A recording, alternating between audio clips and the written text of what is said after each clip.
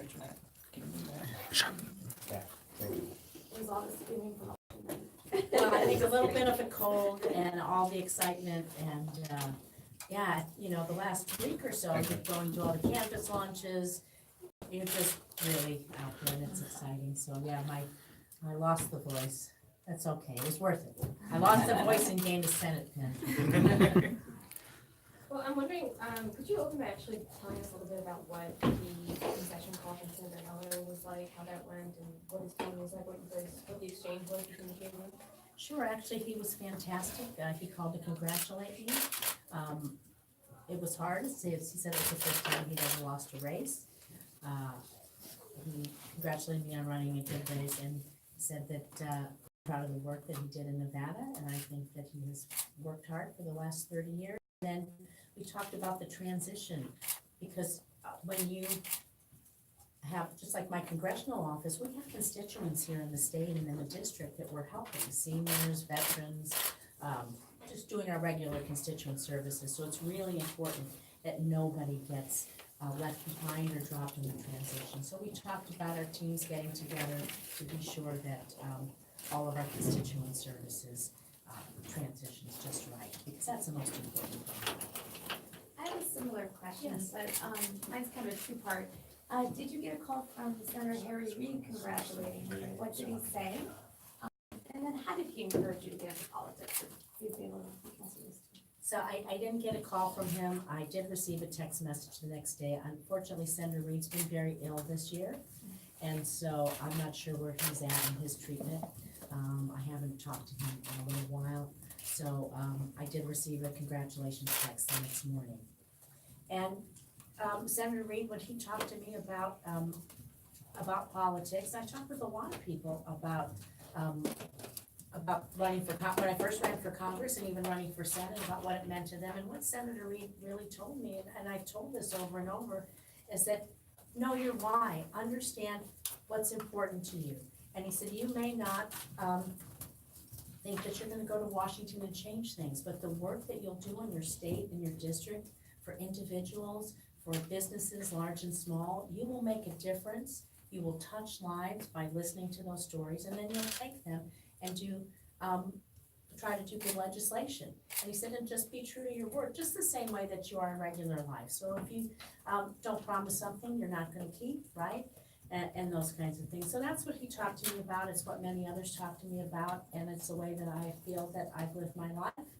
And I'm gonna continue to listen and carry those stories with me as I go around the state. Like I said, I was in Winnemucca at a senior center talking to a family who lost their son and wife with her husband to opioid crisis. A lot of problem up there. Talking about the tariffs on ranching, talking about broadband, rural broadband, talking about net neutrality with our realtors. I've been all around the state listening to people's stories and concerns, and that's what's gonna help me do my job when I go to the Senate. Any discussion with Chuck Schumer or Democratic leadership in the Senate? Any idea about committee assignments? Well, you know what, Ari was called to congratulate me. We head back on Monday. I'm on the House Armed Services Committee and Space Science and Technology. I love those committees. I like to be on the corresponding committees there if I can. They're great for Nevada, and something, of course, I've been working on, so I'm hoping to do that. Obviously, we head back Monday, so Tuesday we'll be starting to have those conversations. Right now, I'm the only Democrat who is a freshman, and so we'll see, maybe Kirsten or she looks like she's a little bit ahead, Kirsten Cinema. We'll see if there'll be two of us, so I'll see where all the openings are too. What do you think the message was? Why do you think you won at the end of the day? What was the message Nevada was sending that elected you to the U.S. Senate? I think that one thing that I've heard from a lot of people, especially when they saw a lot of the commercials, they praised me for being positive, for addressing the questions that were sometimes in some of those commercials, and trying to be a person to give somebody something to vote for. Everywhere that I went around the state, I talked about the Problem Solvers Caucus, and you've heard me talk about it before. Really proud to be an original member of that bipartisan caucus. There's about 50 of us in the House. And the whole goal is to create those relationships and trust and put forward framework and legislation that is not not divisive. There's a lot of things, especially infrastructure, roads, bridges, mass transit. There's a lot of things that we really get along on. Career and technical education. I had some STEM bills passed. So try to find all those places, and that's what I'm gonna do when I get to the Senate. And I think that's what people are happy about. On that note, Congresswoman, Yes. you will be entering the Senate as a member of the minority. What are some areas or some policies that you think you'll be able to work with Mitch McConnell and President Trump on throughout the next 2 or 4 years? Cybersecurity, absolutely. And our whole challenge in the cyber arena, I can tell you, of course, as a former computer programmer, woman in tech, when I'm on armed services, space science and technology, I'm in the research subcommittees. We talk about quantum computing, artificial intelligence. On armed services, we talk about cybersecurity, cyber forces, all those things. We have a huge technology challenge going forward. And so I think that that's very bipartisan, something that we have to move forward, not only for our own innovation and creation of ideas and curing disease or creating the next cell phone, whatever that is, but also in our, of course, the second. One of the things that Senator Heller stressed during the campaign was that he was the one roadblock preventing federal funding for Yucca Mountain.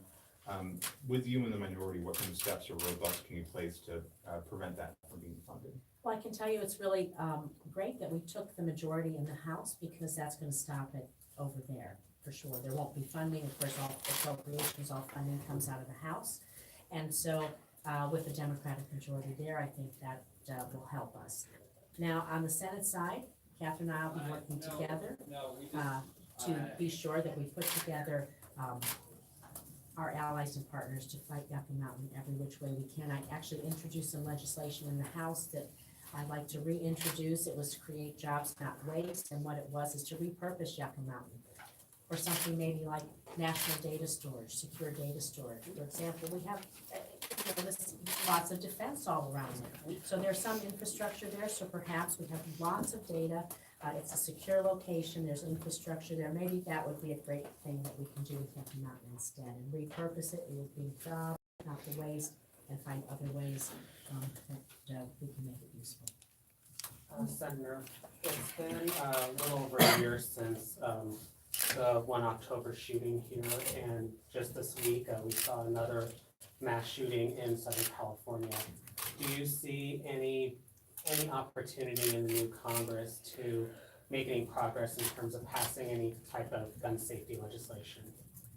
Well, I can tell you that I'm so sorry that every week we have to continually send out our thoughts and prayers to families whose lives are changed forever. And I think about this, especially as we come to Thanksgiving and Christmas or Hanukkah, whatever holidays you have, birthdays, anniversaries, that there's always going to be an empty seat at the table for those families year after year after year. And so although people, they send their thoughts and prayers in Congress and they don't do anything, but they're not at the Thanksgiving table when that person is no longer there. And so we must do something in the House. Perhaps we'll get something passed and they'll send it over to the Senate. I hope that our colleagues on the Senate side may have seen what's going on in this country and have a little bit more empathy for ways that we can protect the Second Amendment and protect our public health and safety. No one should have to go to school with a bulletproof backpack or not be afraid to go to synagogue or church or restaurant, movie theater. On that note, is there anything you can do in your capacity as senator to help facilitate the background checks that Nevadans voted for with the FBI? Well, you know, you elected a new attorney general, and Aaron Ford, I'm sure, will be enforcing the will of the voters of Nevada as we put that in as a ballot measure in 2016. So I think that's a good question for our attorney general-elect Ford as to what he's going to do to enforce that. I wanted to ask you, Congresswoman, taking us back to election night, we waited 4 hours for the results from Clark County, but when they finally posted and you saw your numbers and you realized that you won, what was the first thing that went through your mind? Just excitement. I mean, it's hard to describe. It's hard to describe. Just, you've worked so hard. Your team has worked so hard. We left nothing on the table. I have an unbelievable group of people working with me. I felt so passionately about what we were fighting for, the state, the country, and our world. And I was excited, relieved, and just really looking forward to trying to do the right thing for Nevada. And do you think Nevada is no longer a purple state? This is the second cycle we've had a blue wave. Is Nevada now a blue state, would you say? I think Nevada's an independent state.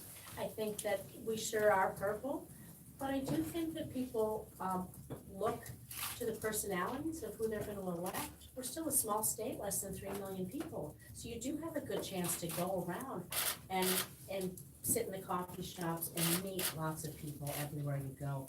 And as I went through the rurals, and I'm gonna do a rural tour as soon as we'll get the Senate calendar and we'll schedule that in. And as I go around and meet and talk to people about their issues, I think we have an independent streak, and everybody likes to know who their elected officials are, and we have an opportunity to give them that personal touch here in Nevada. What's your perspectives, Congresswoman, on the turnout? I mean, anecdotally, we're hearing that Latinos really turned out, young people really turned out. We saw that even on the college campuses. Do you have any thoughts on the coalition that did come out and did vote? Yeah, I've been thinking a lot about that, and what I really do think is that people suddenly are really paying attention, that elections do have consequences, that they matter, and that where people in the past might have thought, well, I'm just one vote, what does it matter? They really realize that that is not the case.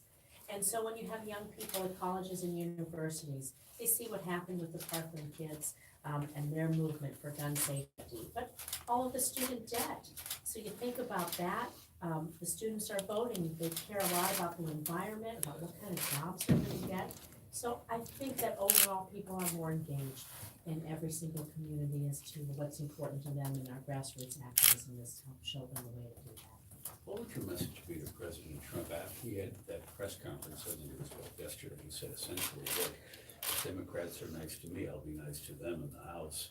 But what would you tell him in terms of reaching out and just trying to work with Democrats? Or what do you hope you would see from the House? What I've told them all along is that I think that the President of the United States is a position that is respected around the world, and he needs to respect it, and he needs to treat it with dignity. Stop the politics of divisiveness and bring us together in ways that we can look forward on things we certainly agree on right away, like infrastructure, career and technical education.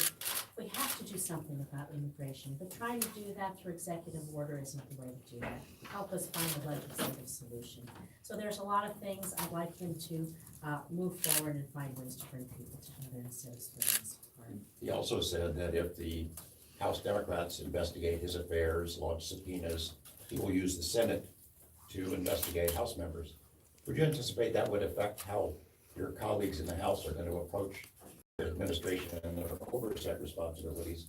And would you expect Senate Republicans to go along with that, to carry out investigations of House members? You know, I hope they wouldn't. I think that what we really have to do is go forward, and with the Mueller investigation, things that are happening in the Department of Justice, we need to let that move forward in a way that comes to its logical conclusion. And the president has to think about who he is as uniter-in-chief. He's not constantly on the campaign trail. He has a real job to do. And so I can tell you that in the House next week, I'm sure that they're going to be, as they prepare to change ranking member to chairmanships, we're going to try to do everything they can to protect the Mueller investigation. I think I'm hearing on the Senate side that they're trying to put resolution to protect the Mueller investigation too. I think it's really important. We do not want to go into a constitutional crisis. This is bigger than any one president. It's important for our democracy. Do you think it's possible to have an immigration reform with this Senate and Congress? I sure hope so. I think that if you see as President Trump tries to divide us with immigration, I think we can find ways to unite us through that. You know, I'm the granddaughter of immigrants. I could go around this room with each and every one of you, and you can all tell me the story somewhere in your family's past of how you got here and what your grandparents or great-grandparents or maybe even parents hoped for their future. And so we need to have a plan that does secure our borders in smart ways. We need to find ways to protect our dreamers, TPS recipients, and find ways for people to come here and work, and pathways to citizenship. It is who we are. It's our American, it's a strong American value. It's what our country's built on. And I'd like the president to stop the executive orders and move forward now. Congresswoman, as you know, Jeff Sessions resigned, so fine, resigned as Attorney General earlier this week. The person he appointed to, President Trump appointed to replace him, Matthew Whitaker, there's a lot of legal scholars who have said that appointment is unconstitutional, including George Conway, Kellyanne Conway's wife. Do you think that? I haven't seen the official opinion on its constitutionality yet, but what I will, the new Attorney General appears to have publicly condemned the Mueller investigation. I believe he should recuse himself. How should Democrats handle another potential Supreme Court vacancy? What would you specifically looking for a justice that you support? I'd like to find a consensus pick. In the past, we've had a lot of people, most justices were approved overwhelmingly, so I think we can find a good consensus pick for both sides. That's what I'd look for. Do you have any kind of litmus test, deal breakers for justices? Well, I sure wouldn't want to appoint someone who would put Roe v. Wade in jeopardy. Have you heard from any Republicans in the Senate calling you to congratulate you? No. Medicare Except for for all, Senator Heller, of course. Congresswoman, Medicare for all was a frequent chant during the campaign. Is that something you plan on supporting the Senate? Well, you know, I signed on to a bill in the House, which is the Medicaid buy-in as a public option. And so I can tell you as a former systems analyst, when you look at Medicaid platform and its differences from that between Medicare. Medicare is meant for a senior population. Medicaid covers someone from womb to tomb, prenatal, pediatrics, diseases of youth, pregnancy, all those kinds of things. So that platform is there across this country for providers, hospitals, patients. If we found a way to boost that up and stabilize it, it would be a really great way for us to start with the public option moving forward. One thing you have to be very careful on when you work in healthcare is this. When you make a sweeping change, you can't wait to somebody's life. And so you need to move thoughtfully and carefully with a family, because if you forgot one thing and the person doesn't get life-saving treatment, what if that were your family? So you need to really have a plan moving forward. How do we currently stabilize our markets? How do we stabilize our prescription drug prices? I've introduced legislation for that. How do we have a public option at the Medicaid buy-in? We need to move forward slowly and smartly, so nobody falls through the cracks. So you wouldn't sign on to, for example, Bernie Sanders' position? Not at this time. I think we have to think smartly and move forward in incremental ways, like I said, because people's lives are at stake. What would you say is your top priority? You talked about a lot of things on the campaign trail, but when you do get to Washington, what's the number one priority for? Protecting pre-existing conditions. Why?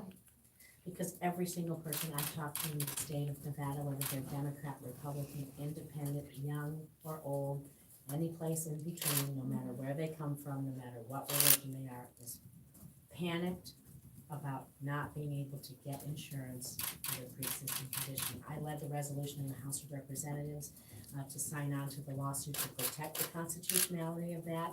I think I just heard this morning that they're planning to reintroduce that resolution in the 116th Congress.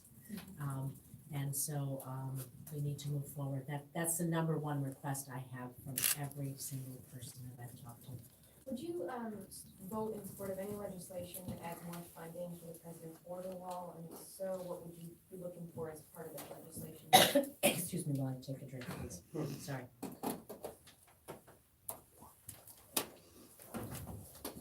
Keep my voice.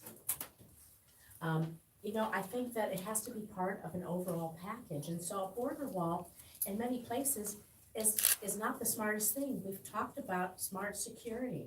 So we have drones, we have people. Just building a physical wall is not the answer. So we need to use smart technology and use all the resources we have to secure our border. We don't want human trafficking or drug trafficking. We don't want violent criminals here. This is why you have to look at a comprehensive plan. And so if there's a plan that has funding for smart technology that takes care of some things, then I'd be for that. So it wouldn't necessarily have to include a pathway for dreamers or anything like that, just, it could be just a border security package Oh, no, I think we need to have a pathway for dreamers and take them off the table. in order for you to support border wall funding. Well, I think that it should be part of the initial package because people have been using the dreamers as pawns. They've known no other country other than this one. This is their home. This is where they were raised. I was actually eating dinner last night. The person who was serving me was a DACA recipient, a young woman. And so we need to be sure that we protect people who've been here their whole lives through no fault of their own, living good lives in our community. Excuse me. What should the US response, I'm sorry. what should the US response be when the caravan eventually does reach our border? There's about 5,000 people there. How many, we're a country of over 300 million people. I think what we need to do is, I've seen pictures, people who are in, coming in this caravan, as the president calls it. They're women, they're children, they're babies. I think we should have compassion. I think we should be able to deal with them as asylum seekers and really find next steps forward. Because if you look at the people that have traveled thousands of miles, they're coming because they're feeling something that is so awful for their families that they're willing to carry their baby on their back for 1,000 miles. That says something about why they're coming. I think we need to have some empathy. Thank you guys, really appreciate everybody coming out this morning. Thank you. Try not to put the coughs in there, sorry. Tea and honey. I've been doing it. Are you gonna put them over break? I don't know about Thanksgiving week. That's good. Yeah. So you head back on Monday? Uh-huh. You're back in session on We're back in session on Tuesday. Tuesday. Yeah, back in session.